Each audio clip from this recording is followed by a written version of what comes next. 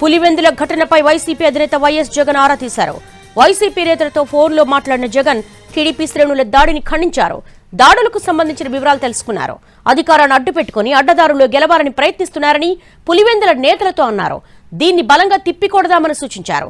వ్యవస్థలను అడ్డుపెట్టుకుని అధికార దుర్వినియోగానికి పాల్పడటం దారుణమన్న జగన్ ప్రశాంత వాతావరణంలో ఎన్నికలు జరిగితే ఓటమి తప్పదన్న సంగతి వారికి అర్థమైందన్నారు. అందుకే ఇలా కూటమి నేతలు భయోత్పాతం సృష్టిస్తున్నారని పులివెందుల వైసీపీ నేతలతో జగన్ అన్నారు. ఈ అనైతిక కార్యక్రమాలని ప్రజలు గమనిస్తున్నారని, జడ్పీటీసీ ఎన్నికల్లో టీడీపీకి తగిన బుద్ధి చెప్తారన్నారు జగన్. వైసీపీ నాయకులంతా ధైర్యంగా ఉండాలని జగన్ సూచించారు. పార్టీ అందరికీ అండగా ఉంటుందని భరోసా ఇచ్చారు.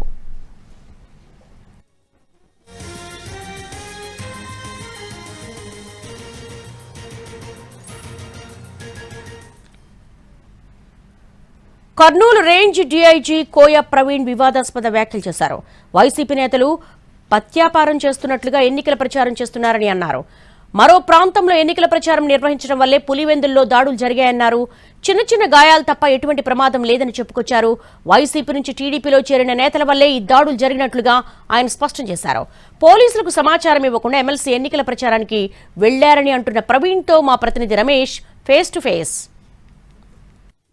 నిన్నటి నుంచి కూడా వైసీపీ నేతలపైనే టార్గెట్ చేస్తూ దాడులు జరుగుతున్నాయన్న ఆరోపణలు వస్తున్నాయి. సో ఇందులో ఎంతవరకు వాస్తవం? అయితే ఈ దాడులు వెనక రాజకీయ కోణం అనుకోవచ్చా, లేకపోతే వర్గపోరు అనుకోవచ్చు?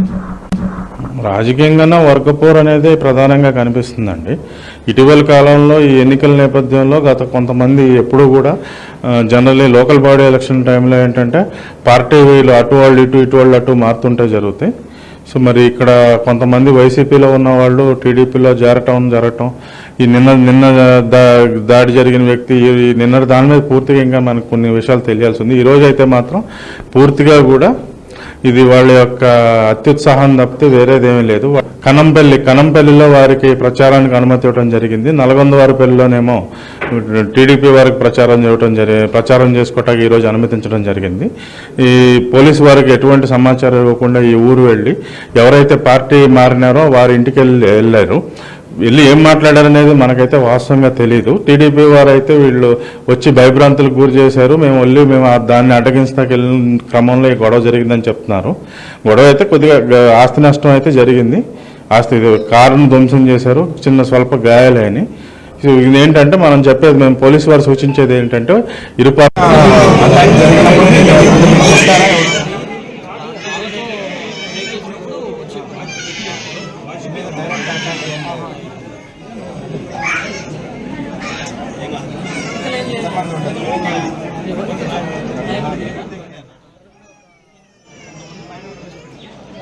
నమస్తే మనం చూడొచ్చు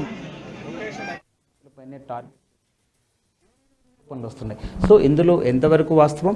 అయితే ఈ దాడులు వెనక రాజకీయ కోణం అనుకోవచ్చా, లేకపోతే వర్గపోరు అనుకోవచ్చు? రాజకీయంగా వర్గపోరు అనేది ప్రధానంగా కనిపిస్తుందండి. ఇటీవల కాలంలో ఈ ఎన్నికల నేపథ్యంలో గత కొంతమంది ఎప్పుడూ కూడా జనరల్లీ లోకల్ బాడీ ఎలక్షన్ టైంలో ఏంటంటే పార్టీ వీళ్ళు అటు వాళ్ళు ఇటు వాళ్ళు అటు మారుతుంటే జరుగుతాయి. సో మరి ఇక్కడ కొంతమంది వైసీపీలో ఉన్న వాళ్ళు టీడీపీలో జరగటం ఈ నిన్న దాడి జరిగిన వ్యక్తి నిన్న దాని మీద పూర్తిగా ఇంకా మనకు కొన్ని విషయాలు తెలియాల్సి ఉంది. ఈరోజు అయితే మాత్రం పూర్తిగా కూడా ఇది వాళ్ళ యొక్క అత్యుత్సాహం తప్పితే వేరేదేమీ లేదు. కనంపల్లిలో వారికి ప్రచారానికి అనుమతి ఇవ్వడం జరిగింది. నల్గొందవారిపల్లిలోనేమో టీడీపీ వారికి ప్రచారం చేసుకోవటానికి ఈరోజు అనుమతించడం జరిగింది. ఈ పోలీసు వారికి ఎటువంటి సమాచారం ఇవ్వకుండా ఈ ఊరు వెళ్ళి ఎవరైతే పార్టీ మారినారో వారి ఇంటికి వెళ్ళారు. వెళ్ళి ఏం మాట్లాడారనేది మనకైతే వాస్తవంగా తెలియదు. టీడీపీ వారు అయితే వీళ్ళు వచ్చి భయభ్రాంతులకు గురి చేశారు, మేము దాన్ని అడ్డగించడానికి వెళ్ళిన క్రమంలో ఈ గొడవ జరిగిందని చెప్తున్నారు. గొడవ అయితే కొద్దిగా ఆస్తి నష్టం అయితే జరిగింది. కారును ధ్వంసం చేశారు, చిన్న స్వల్ప గాయాలని. సో ఇదేంటంటే మనం చెప్పేది, మేము పోలీసు వారు సూచించేది ఏంటంటే ఇరు పార్టీ వాళ్ళకు కూడా ఎవరైతే మేము ముందస్తుగా ఈ ప్రాంతానికి ఉన్న గత హింసాత్మక నేపథ్యం దృష్ట్యా కూడా ముందస్తు అనుమతి పోలీసు వారు నిర్ణయించిన ప్రదేశాల్లో దయచేసి మీరు అక్కడ మాత్రమే చేసుకోండి. మీరు ఒకచోట మీకు ప్రచారం చేయమంటే మీరు అటు నుంచి మాకు ఆ ముందస్తు అనుమతి లేకుండా వెళ్ళొద్దని మేము హెచ్చరిస్తున్నాం. సో జడ్పీటీసీ ఉప ఎన్నికలు ప్రశాంతంగా నిర్వహించడానికి పోలీసులు సహకరించకపోవడం వల్లే దాడులు జరుగుతున్నాయనేది వైసీపీ ఆరోపణ. సార్ ఇందులో ఎంతవరకు? మా యొక్క కర్తవ్యం మేము నిర్వర్తిస్తున్నామండి. ఇప్పుడు ఈరోజు జరిగింది అంటే మీకు కొంచెం అచ్చ తెలుగులో ఇంకా కొంచెం వివరంగా అర్థమయ్యేటట్టు చెప్పడం మంచిది. ఇప్పుడు ఈ రామలింగారెడ్డి అనే వ్యక్తి, తర్వాత గౌరవ శాసనమండలి సభ్యులు యాదవ్ గారు కనంపల్లిలో ప్రచారానికి వారు పోలీసు వారు ముందస్తు అనుమతి తీసుకున్నారు. అనుమతి తీసుకున్న వారు ఎటువంటి సమాచారం ముందస్తు సమాచారం చేయకుండా టీడీపీ వారు ప్రచారం చేసుకునే పక్కనున్న నల్గొంద వారి పెళ్లికి వెళ్ళటం కూడా పార్టీ మారినట్టే, వైసీపీ నుంచి టీడీపీ మారిన వారి ఇంటికి వెళ్ళటం జరిగింది. సహజంగా కూడా చూసేవాడికి వాడిని భయపెడితే, వీళ్ళకున్న గత చరిత్ర నేపథ్యం చూస్తే ఖచ్చితంగా బెదిరించడానికి వచ్చాడు అనేది వాళ్ళు పడే అవకాశం ఉంది. దాని మీద వచ్చే మొత్తం మీద ఎదురు పడితే గలాటా జరుగుద్దనే మనం ఒకళ్ళొకళ్ళు ఎదురు పడకుండా కూడా డివైడ్ చేసి స్ప్లిట్ చేసి, మీరు ఒక ప్రాంతంలో రెండు పార్టీ వాళ్ళు ఎదురు పడకుండా మనం ఇంత ప్రణాళిక తయారు చేసినా కూడా ఇలాగ అత్యుత్సాహంతో పత్యాపారం చేస్తే మరి జరుగుతూ ఉంటాయి. కాబట్టి దయచేసి కాదు, మేము చెప్తున్నా, మీరు నిర్ణయించిన ప్రాంతంలోనే మీరు ప్రచారం చేసుకుంటే ఎన్నికలు మేము ప్రశాంతంగా మేము చేపిస్తాం. సో నిన్న జరిగినటువంటి ఘటనలో అరెస్టులు చేసి ఉంటే ఈ రోజు తిరిగి పునరావృతం అయ్యేవి కావు అనేది వైసీపీ వాదన. ఇందులో ఎంతవరకు వాస్తవం? ఇందులో అండి వాస్తవం అంటే మనం దాని గురించి మనం రాజకీయపరమైన అంశాల గురించి మాట్లాడలేం. కానీ ఇప్పుడు దాడి అయితే జరిగింది. దానిలో ఇప్పుడు అర్నేష్ కుమార్ జడ్జిమెంట్ దృష్ట్యా కొన్ని 7 సంవత్సరాల మించిన శిక్ష ఉన్న విషయాల్లో విన్న కేసుల్లో మాత్రమే మేము అరెస్ట్ చేయాలి, లేని విషయాల్లో మేము పోలీసు వారు ఇది 41 నోటీస్ ఇచ్చి పంపాలి. అది నిర్ణయించడానికి ఎవరైతే ఫిర్యాదుదారులు హత్యాయత్నం జరిగిందనే దాని మీద ఇచ్చారు.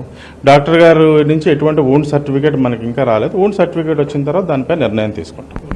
సో నిన్నటి వరకు జరిగినటువంటి ఈ యొక్క ఘర్షణలన్నీ కూడా వారి యొక్క వ్యక్తిగతంగా సంబంధించినవి అవుతున్నాయి. కానీ మేము అరెస్టు చేయలేదని అన్నటువంటి అంశాన్ని మాత్రం డీఐజీ కొట్టిపడుతుంది. ఎందుకంటే అగ్నేష్ కుమార్ యొక్క ఆదేశాల మేరకు తాము అరెస్ట్ చేయడానికి అవకాశం లేదు, వూండ్ సర్టిఫికేట్స్ వస్తే మాత్రం అరెస్ట్ చేస్తామని వారు అంటున్నారు. కెమెరామ్యాన్ చాంద్తో రమేష్, ఎన్టీవీ, పులివెందుల నుంచి.